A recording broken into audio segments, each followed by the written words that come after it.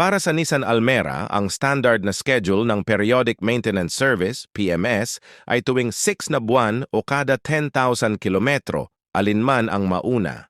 Dahil gumagamit ang Nissan ng fully synthetic oil, mas matagal ang interval nito kumpara sa ibang sasakyan na kailangan pang magpa-service tuwing 5,000 kilometers.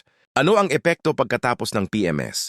Mas magaan ang takbo dahil sa bagong langis at malinis na filters, mas smooth ang akselerasyon at hindi hirap ang makina. Fuel efficiency. Kapag malinis ang spark plugs at air filter, mas matipid ang Almera mo sa konsumo ng gas. Ligtas na pagmamaneho. Kasama sa PMS ang pag-check ng brakes, suspension at steering para siguradong walang loose parts o pudpod na brake pads. Peace of mind. May iwasan ng biglaang pagtirik sa gitna ng kalsada dahil na-detect agad ng mga mechanic ang posibleng masira, preventive maintenance. Preserved warranty.